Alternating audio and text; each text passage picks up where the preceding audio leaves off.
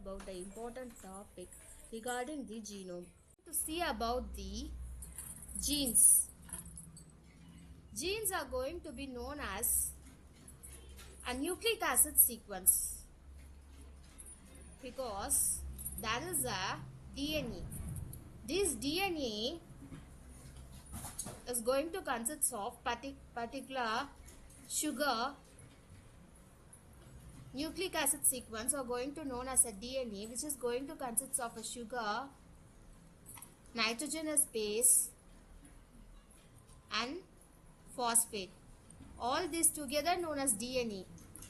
In the DNA, a particular part which is going to be used for either as an exon or for an intron, which means either it can be coding for the RNA for the protein synthesis, or it can be an intron which also going to code for particular RNA before splicing a tandem repeats of RNA.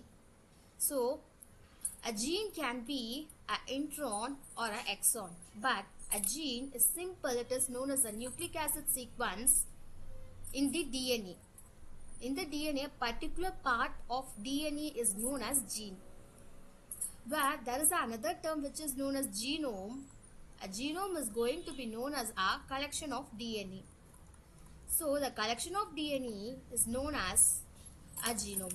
Whereas a gene is going to be a nucleic acid sequence that is going to code for a particular region. Therefore, a nucleic acid sequence that is necessary for the gene products are known to be a gene. So these gene products can be a RNA or DNA or tRNA or an intron, like that. A nucleic acid sequence that is going to code for the particular gene product formation is known as gene. Therefore, the genes can be an exon or an intron. So, the type of genes can be an exon or an intron. So, first we are going to see about what are exons. Exons are known to be a coding gene. A particular part of a DNA which is going to code for a protein is known as exons. So the exons is a particular part of DNA which is going to code for the proteins. Therefore, these genes are known as exons. Here we mentioned that a gene can be a protein coding gene which is going to code for a particular type of proteins. These protein coding genes can be first transcribed into RNA and then it gets translated into proteins. So the DNA is going to be converted into RNA and it converted into a proteins. This particular part of gene which is going to code for a protein formation is known as exons. And then these protein coding genes may be a solitary or a tandem repeats. Sometimes a tandem repeats can also be code for a particular type of protein formation gene. These coding genes can also be solitary. Mainly about 95% of genes which are going to be solitary are going to code for particular RNA which is then converted into protein. But some of them can also be as a tandem repeats which is going to particular sequence of proteins formation. Next we are going to see about introns. Introns are going to be a non-coding sequence. It is known as non-coding sequence. Exons is a coding sequence because it is going to code for the protein. Whereas introns is known as non-coding sequence because it is not going to code for any proteins. It is generally can be a RNA which can be a rRNA or a tRNA. mRNA is going to be a exons. A DNA which is going to be mRNA. This mRNA can be converted into a protein. Whereas a mRNA is going to code for protein, whereas rRNA or tRNA is not going to code for protein. It is generally helpful for translation. Therefore, these two RNAs are very important during the transcription. So, the introns can be a rRNA or tRNA too. In other, these introns can also be a promoter sequence, which is going to involve very important for starting the transcription site. It can also, which is going to very important for signaling the transcription units towards the transcription site.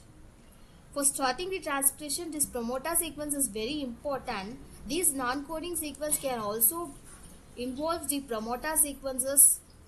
It can be a regulatory genes, because these regulatory genes are very important, because it is going to decide whether the particular type of genes are going to be transcribed or not. So the non-coding sequence other than exons, which is known as introns, can also be very important and performing very large function. So the non-coding genes do not going to encode the proteins, but it is very important. So in the human genome, there are about 98% of non-coding gene, because it has many functions. Can be a regulatory, can be a promoter, like that. Different functions are available for the non-coding genes. Where in prokaryotes, about 10% are non-coding genes. So first we are going to see about the introns, which are non-coding genes, types and its importance. Introns are known to be a non-coding sequence. The other name is going to be a non-coding sequences. So these non-coding sequences are going to transcribe into RNA.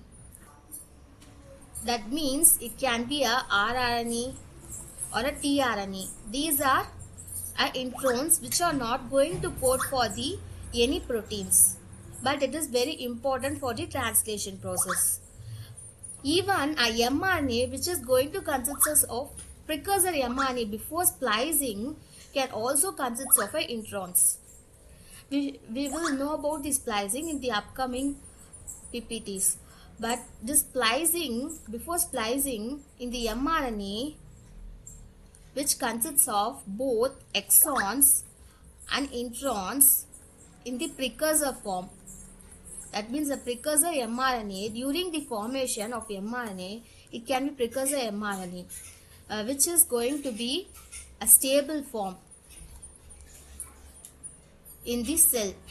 A mRNA which is active only after the splicing. A region of introns are removed during splicing and became unstable, which is going to be used only during the transcription. After transcription, it gets disintegrated. So a precursor mRNA which is going to be stable because of the introns.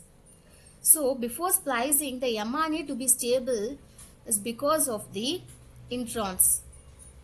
A eukaryotic genome in a human genome consists of 98% of introns. As we already said, a non-coding sequence is 98%. That's what here said. And 98.5% of introns are found in human genome. The length of introns are generally to be, as we said, that introns are mostly a tandem repeats. It can be a solitary too, but in most of the 95% of cases, it is going to be a tandem repeats. But exons, about in 95% of cases, is going to be a solitary. Some of the genes are going to be a tandem repeats.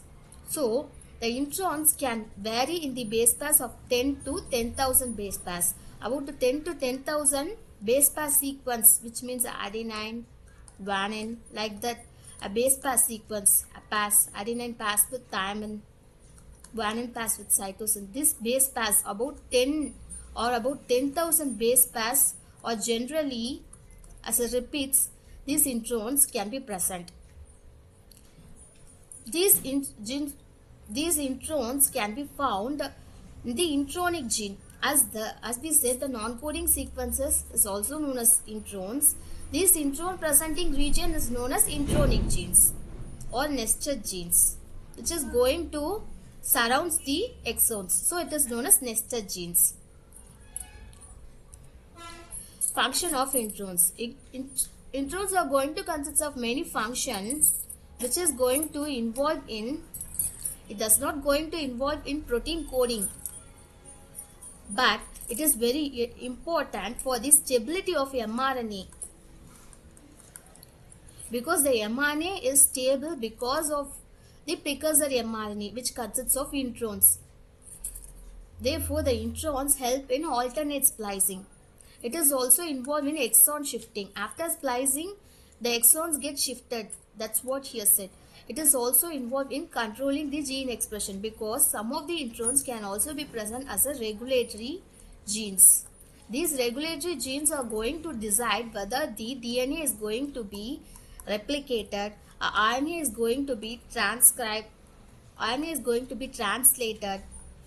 These all are going to be decided by this gene expression, by the regulatory gene.